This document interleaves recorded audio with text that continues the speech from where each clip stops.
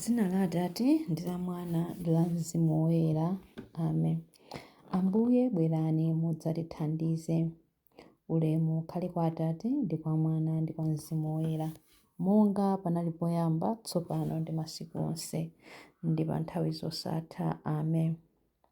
Bwerani Mzimu Woyera, Mlengi bwerani, kuchokera ku mpando wachifumu wanu wowala wakumwamba. Bwerani mudzatenge miyoyo yathu ndi kuyisandutsa kukhala yanu, inu amene mumatchedwa Nkhoswe, mphatso yabwino kwambiri ya Mulungu wakumwamba, kasupe wamoyo, moto wamoyo, kudzodza kokoma ndiponso chikondi chenicheni, inu amene mwapindulidwa kasanu ndi kawiri mu chisomo chanu, chala cha dzanja lamanja la Mulungu, lonjezo lake la kuphunzitsa ang'ono kuyankhula ndi kumvetsa. Tsogolerani malingaliro athu ndi kuwala kwanu, ndi chikondi m'mitima yathu ikuyaka, ndi mphamvu yanu yomwe simaola. Tsimikizani maziko a moyo wathu, kutali nafe thamangitsani mdani wathu wakupha. Mtendere weniweni kwa ife tipatseni, ndipo kuzoopsa zonse mutitsogolere, pansi pa phiko lanu lopatulika. Kudzera mwa inu tidziwe Atate, kudzera mwa inu Mwana wamuyaya, ndi inu Mzimu wa onse awiri, wodalitsika katatu mwa mmodzi. Ulemerero wonse kwa Atate ukhale pamodzi ndi Mwana wofanana naye chimodzimodzi kwa inu, Nkhoswe yayikulu, pomwe mibado ikudzabe mosalekeza.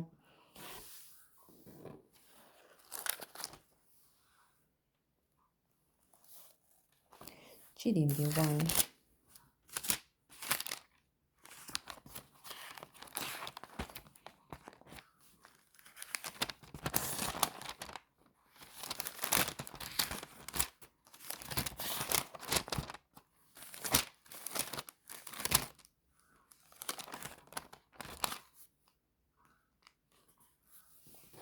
Chauta adzakhala kuwala kwako kwamuyaya, Mulungu wako adzakhala ulemu wako. Aleluya.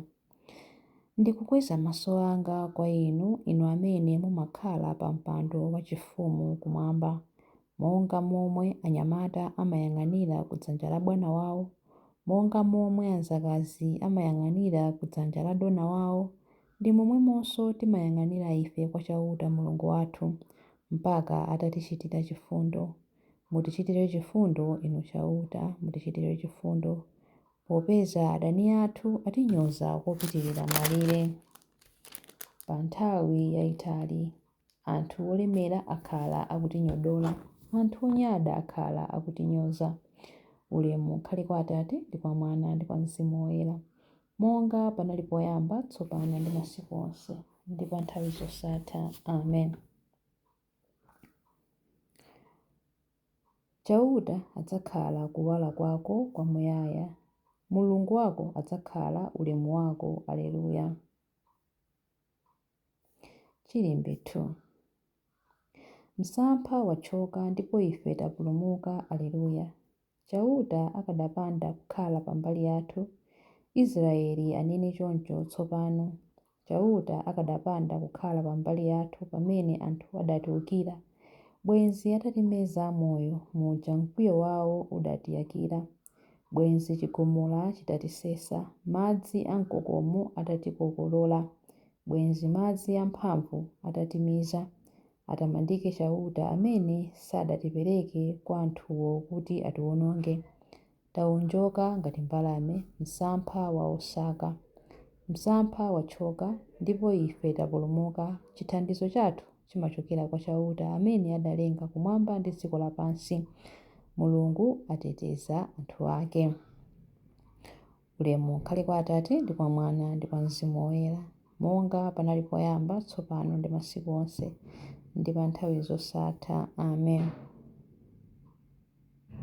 Msampha wachoka ndipo ife tapulumuka. Aleluya. Chilimbi 3. Tikadzapachikidwa tidzasonkhanitsa anthu a mitundu yonse. Ndikadzapachikidwa ndidzasonkhanitsa anthu a mitundu yonse pamodzi. Aleluya. Tiyamike Mulungu Atate a Ambuye athu Yesu Khristu.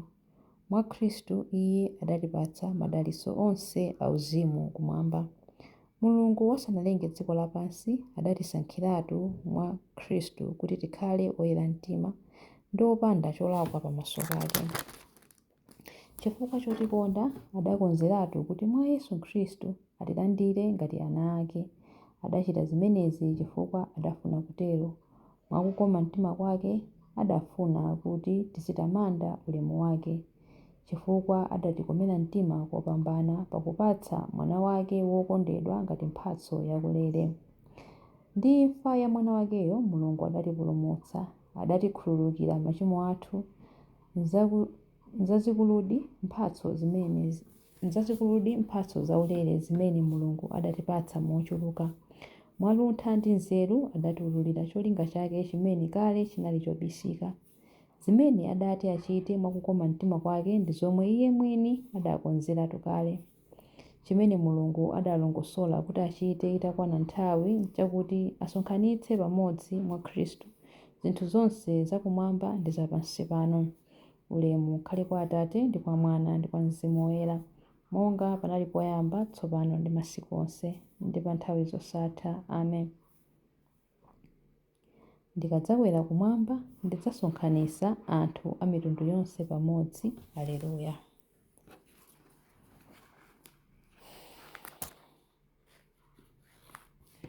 Mawu a Mulungu. Mawu akuchokera mu buku la Aroma 8:14-17.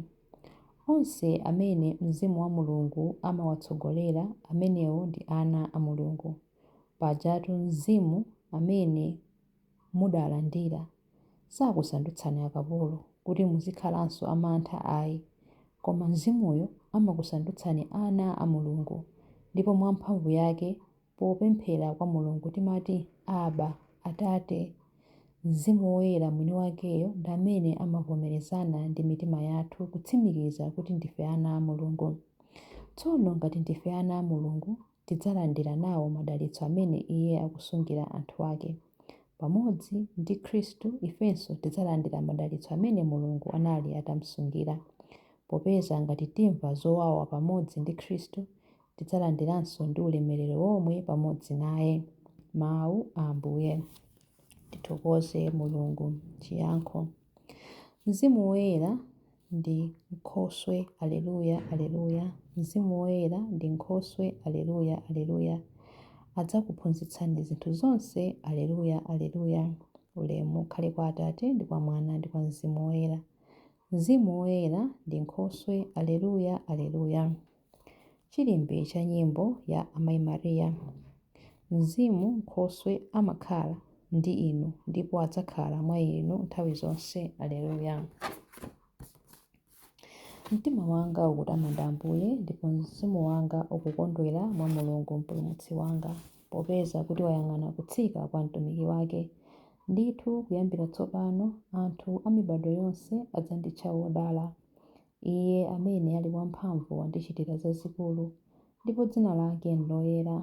Amawachitira chifundo anthu a mibado ndi mibado amene amamulemekeza. Wachita zamphamvu ndi dzanja lake. Wabalalitsa anthu a mtima wonyada. Mafumu amphamvu wawatsitsa pa mipando yawo yachifumu. Anthu wamba nkuwakweza nkuwakweza.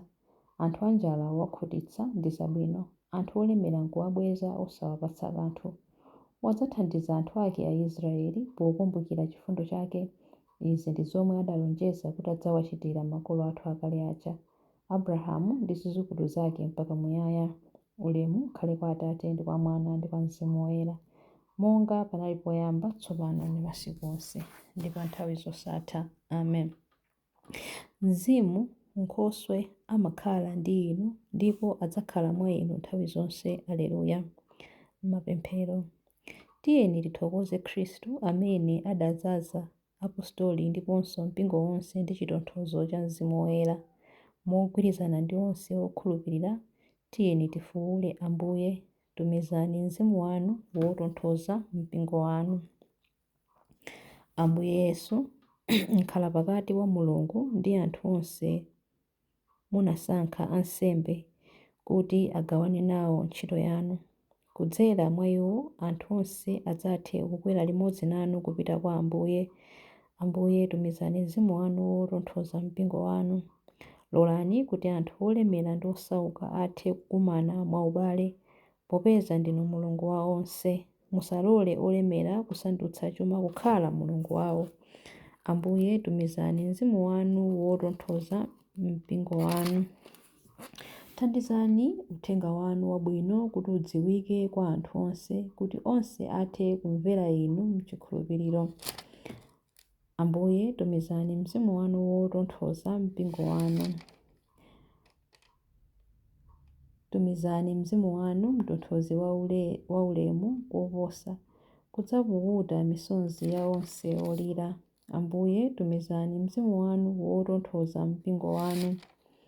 Yeretsani mizimu ya omwe adatisiya ndi kuwalandira mu umodzi wa oyera anu ndi osankhidwa onse kumwamba. Ambuye tumizani mzimu wanu wotonthoza mpingo wanu. Ambuye tumizani mzimu wanu wotonthoza mpingo wanu pamene tikupemphera kuti: Atate athu muli kumwamba, dzina lanu liyeretsedwe, ufumu wanu udze, kufuna kwanu kuchitidwe monga kumwamba choncho pansi pano.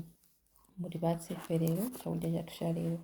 Mutikhululukire ife zochimwa zathu, monga ifenso takhululukira adani athu. Musatisiye ife m'chinyengo, koma mutipulumutse ife pa zoyipa. Amen. Tipemphere. Ambuye tumizani mphamvu ya mzimu wanu woyera pa ife, kuti tikhalebe okhulupirika ndi kuchita chifuniro chanu mmoyo wathu wa tsiku ndi tsiku. Tikupempha izi kudzera mwa Ambuye athu Yesu Khristu mwana wanu, amene ali ndi moyo ndi ufumu limodzi nanu ndi mzimu woyera, Mulungu tsopano ndi pa nthawi zosatha. Amen. Ambuye atidalitse, atiteteze ife ku zoyipa zonse ndi kutifikitsa ku moyo wosatha. Amen. Dzina la Atate ndi la Mwana ndi la Mzimu Woyera. Amen.